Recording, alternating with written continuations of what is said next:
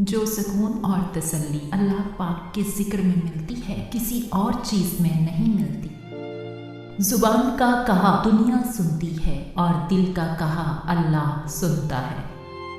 वो इंसान कामयाब होगा जो नमाज का पाबंद होगा। हज़रत शेख सादी रहमतुल्लाह अलैह फरमाते हैं, ताज्जुब है कि अल्लाह इतनी सारी मखलूक में से मुझे नहीं भूलता और मेरा तो एक ही अल्लाह है, मैं उसे भूल जाता हूँ। जो तकलीफ़ अल्लाह की याद दिलाए वो तकलीफ़ नहीं, नेमत है। जिस तरह शबनम के कतरे मुरझाए हुए फूल को ताज़गी बख्शते हैं, इसी तरह अल्लाह का जिक्र मायूस दिलों को रोशनी बख्शता है। अल्लाह पाक ने इंसान को दिल दिया है, लेकिन इसका सुकून सिर्फ अपने पास रखा और फरमाया, याद रखो दिल का सुकून सिर्फ अल्लाह की याद में है। जो दिन अल्लाह की याद से शुरू होता है वो दिन तमाम दिनों से बहुत बेहतर होता है। जो तकलीफ़ अल्लाह की याद दिलाए वो तकलीफ़ नहीं, नेमत है।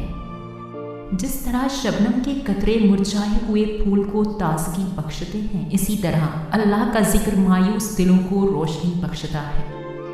अल्लाह पाक ने इंसान को दिल दिया है, लेकिन इसका सुकून सिर्फ अपने पास रखा और फरमाया, याद रखो दिल का सुकून सिर्फ अल्लाह की याद में है।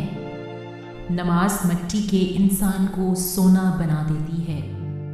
सबसे अच्छी तलब अल्लाह की तलब है और सबसे अच्छी याद अल्लाह की याद है। वो लम्हात बहुत कीमती हैं जब आप खालिक़े दो जहां के सामने सर झुकाए उसकी बड़ाई बयान करते हैं। अल्लाह आपको सजदों की सच्ची लज़्ज़त अता फरमाए और आपकी दुनिया और आखिरत दोनों को इज़्ज़तों से हमकनार फरमाए। आमीन।